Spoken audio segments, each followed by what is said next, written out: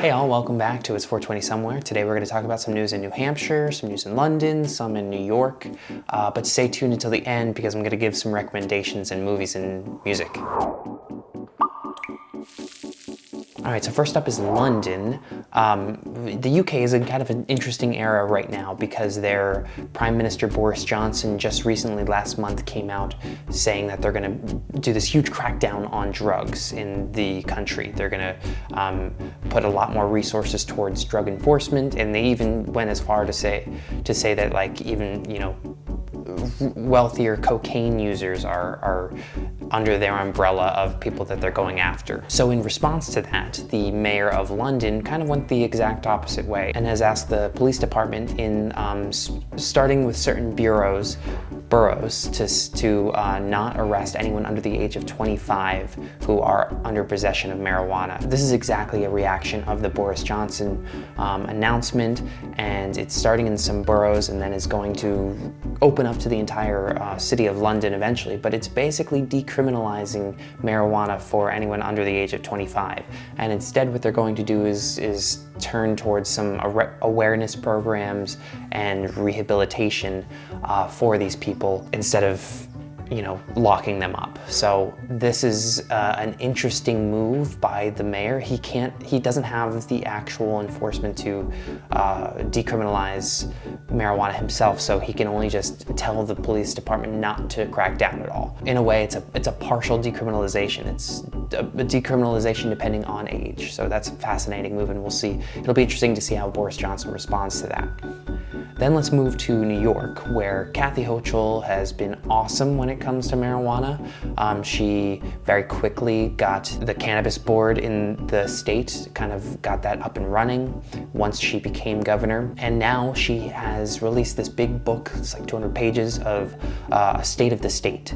And in part of the book, she says that they're going to allocate $200 million for social equity programs when the marketplace eventually opens up, and it has yet to open up. I think they said about like 24 months after the law was passed, so we're almost there. Maybe another 12 months until that law, until the marketplace opens up.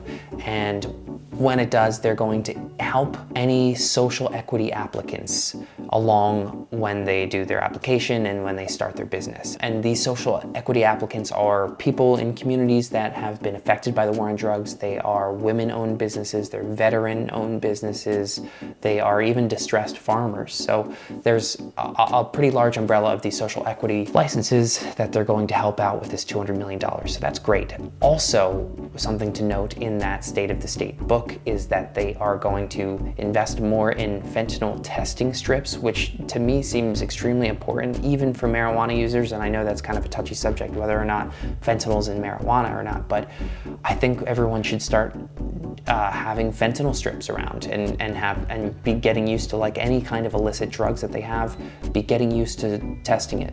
And so for fentanyl testing strips to be more out in the open, I think that's very important. So that's good. I'm very happy to hear that. Then a quick thing over in New Hampshire, where they have been doing this back and forth between the state house and the state senate with marijuana legalization bills. And so I think last year a bill passed the House that would legalize marijuana possession. It didn't do anything with regulation in the state. There would be no dispensaries, but it legalized the possession of marijuana. That went to the Senate and it just died. The exact same bill has basically passed the House again just today, and it's probably going to do the same thing in the Senate, but the GOP mentality around marijuana is changing so quickly that it might not, that it might actually have a more warm welcome now than it did only a year ago. So we'll see how that works. New Hampshire is probably going to legalize marijuana very soon, if not very, very soon, but this year it seems pretty likely. And finally, some good news that you can tout to your friends, or you can tout to anybody who who's a skeptic of marijuana legalization. Since marijuana has become legal in Denver and now everywhere since it's become legal, and not including medical marijuana, it has made over $10 billion in tax revenue across the country. It's a huge number. It's actually starting to make a pretty big dent, and again, that doesn't even include medical marijuana. So these are really good things to keep in your head when people are showing any skepticism towards the growth of this industry. $10 billion in tax revenue. Okay, now we're going to be doing something a little bit different because I'm a big music and movie fan, so I just wanted to give some recommendations at the end of the week. We have 2 albums coming out that seem to be almost opposites of each other, and not only in the names. There is The Weeknd with their Dawn FM album, and then there is Burial with their Anti-Dawn EP.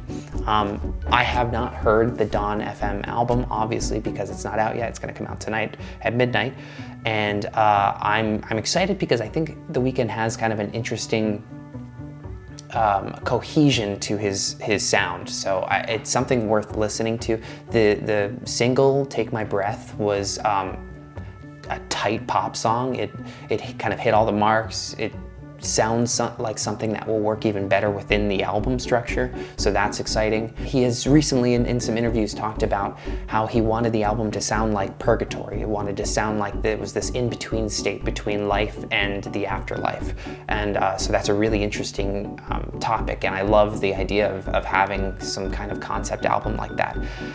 Which makes me think there is another album that came out from the artist Burial. He's this electronic, kind of dark, very grimy sound. It's a really interesting sound. He has basically perfected that purgatory sound ever since he started way back when in like 2007, and he has released an EP called Anti-Dawn, which is basically the opposite of dawn, and this album just perfects that purgatory sound that he's been working with ever since he started. I find it funny that it's coming out on basically the same day as The Weeknd, and most Burial fans will probably be a little disappointed by this album because it's very ambient based. There are no drums basically throughout the entire thing, but if you kind of let this album soak through you, it's about 40 minutes long. It really does something pretty interesting, and it easily gets you that feeling of purgatory and limbo and being inside the bardo. It's very cool. Highly recommend. Now, there was a movie that I had watched recently. I'm not quite sure why I watched it, but I saw it on Hulu. I saw he's coming out, the director's coming out with a new movie with Tim Roth, so I wanted to check this one out. It's called New Order.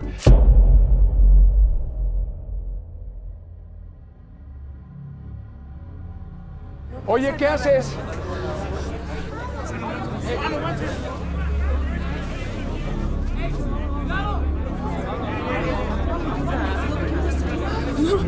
Ey. Por favor, baja el arma. Ok, llévate lo que quieras, mira. Aquí está. Pero por favor. It's a Spanish film that came out in 2020, so 2 years ago now. It is probably one of the most frustrating, exhilarating, depressing, thrilling film that I've seen in a very long time. After watching it, I've looked at some reviews and saw so many reviews that absolutely despise the film, and I completely understand that. I think I couldn't really tell what I was feeling about the film after I watched it, and after having some days to think about it, I've actually come around to think that this is a super brave film for being made, and I think a lot of those reviews that actually didn't like it or hated it were misunderstanding what the film was about.